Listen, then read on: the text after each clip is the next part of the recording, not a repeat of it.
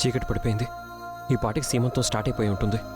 నా కోసం అహల్య గారు ఎదురు చూస్తూ ఉంటారు. నేను త్వరగా వెళ్ళాలి.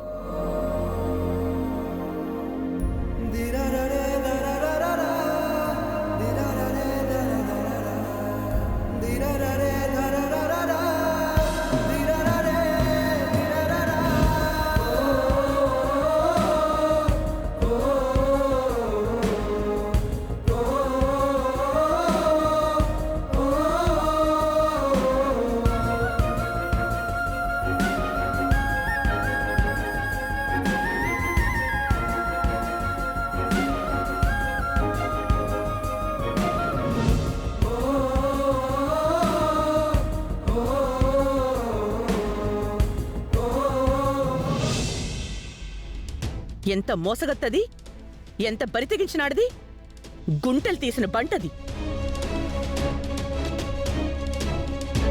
ఇంత వయసు అనుభవం ఉన్న మిమ్మల్ని మోసం చేయడమేంటి? ఆర్మీలో పనిచేసిన అన్నయ్యని, మనిషిని చూడగానే గుణగణాలు చెప్పే వదిన్ని మోసం చేయడమేంటి? ఎంబీబీఎస్ చేసిన గౌతమ్ని మోసం చేయడమేంటి?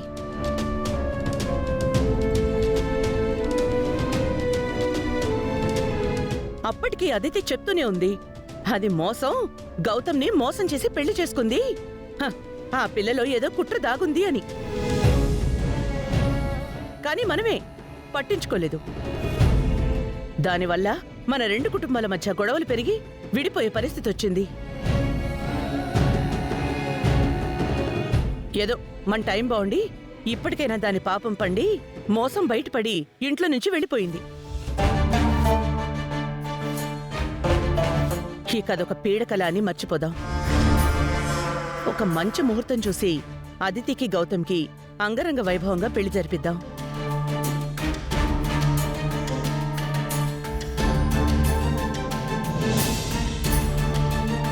అనయ్య, ఏమంటారు?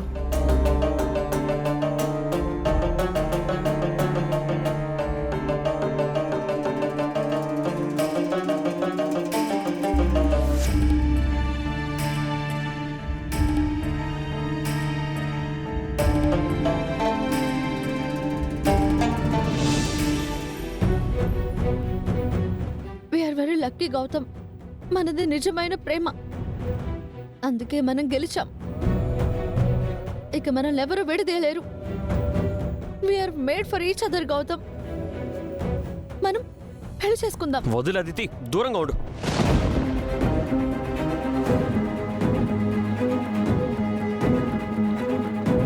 ఏంటన్నమ్మా ఇల్లంతా ఇలా ఉంది? ముత్తైదులు అందరూ ఎక్కడ? అసలు అహల్య ఎక్కడ?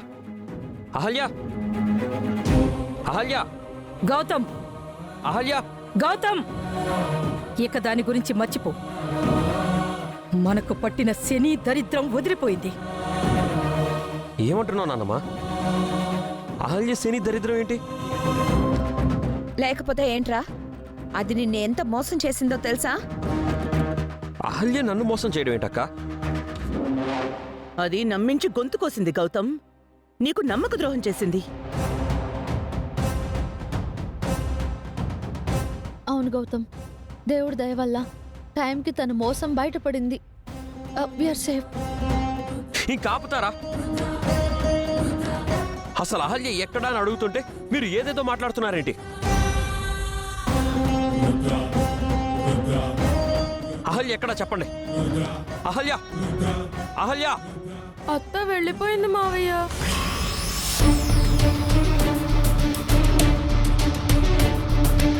వెళ్ళిపోయిందా? అవును మావయ్య, అత్తని అందరూ కలిసి తిట్టి కొట్టి ఇంట్లో నుంచి వెళ్ళగొట్టారు.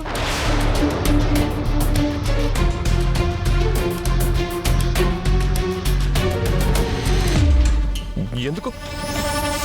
గౌతమ్ని పెళ్లి చేసుకోకముందే తల్లయింది. ఈ అహల్య మా హాస్పిటల్కి వచ్చింది. నేనే టెస్ట్ చేసి తను కన్సీవ్ అయింది అని చెప్పాను. నిన్ను పాపిస్తుదానా? పోవే బయటికి.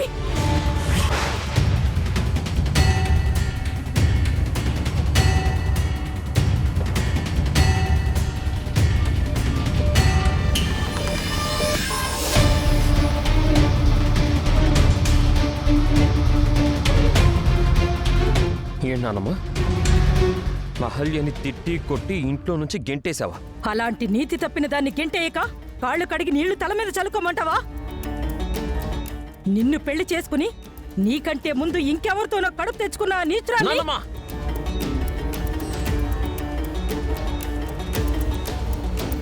ఎవరి గురించి ఏం మాట్లాడుతున్నావు? అసలు అహల్య గురించి అలా మాట్లాడడానికి నీకు నోరెలా వచ్చింది? అలాంటి దాన్ని ఏవన్నా తప్పులేదురా. ఏం చేసినా పాపం లేదు. దానికి బజార్ ఆడడానికి తేడానే లేదు. అక్క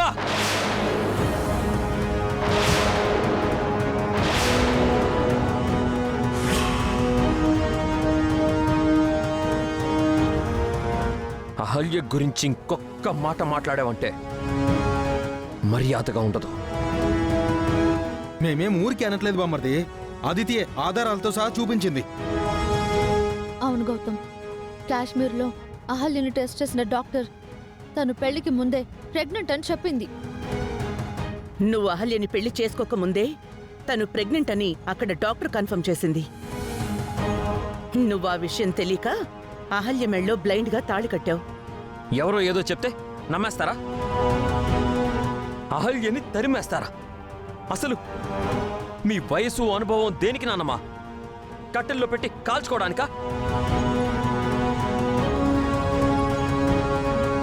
ఏంటన్నా ఇది? నాన్నమేదో తొందరపడింది అనుకుంటే మీకేమైంది? అహల్య ఎలాంటిదో నీకు తెలీదా అమ్మా? రాత్రిపూట ఒక ఆడది అది కడుపుతో ఉంది అని చూడకుండా కనీసం నేనొచ్చే వరకైనా ఆగకుండా ఇంట్లో నుంచి గెంటేశారే. మీరు అసలు మనుషులేనా? అసలు మీకు మనస్సాక్షి అనేది ఉందా?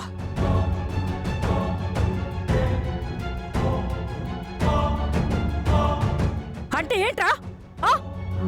అది నిప్పు ఏ తప్పు చేయలేదంటావా? సరే అయితే దానికిప్పుడు ఎన్నో నెల చెప్పరా? దాని కడుపులో పెరుగుతున్న బిడ్డకి తండ్రివి నువ్వేనా? చెప్పరా, చెప్పు. మీ పెళ్లి కాకుండానే అహల్య నెల తప్పడం అనేది నిజమా కాదా బామ్మర్ది? నన్ను కాదని ఆ అహల్యని ఎందుకు పెళ్లి చేసుకున్నావో చెప్పు గౌతమ్. అంత అవసరం ఏమొచ్చింది? ఎక్కడి వాళ్ళు? ఎక్కడ పుట్టింది? ఎవడికి పుట్టింది? ఎలా పెళ్లి చేసుకున్నావు? చెప్పు.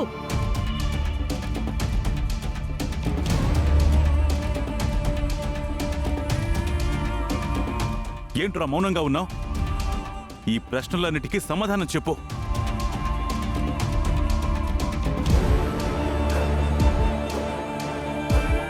ఆగరా! ఎక్కడికెడుతున్నావు? సమాధానం చెప్పమన్నారు కదా. మీరు ఎవరినైతే తిట్టి కొట్టి అవమానించి అనుమానించి ఇంట్లో నుంచి పంపించేశారో ఆ అహల్యని తీసుకొచ్చి మీ ముందు నిలబెట్టి అప్పుడు సమాధానం చెప్తాను.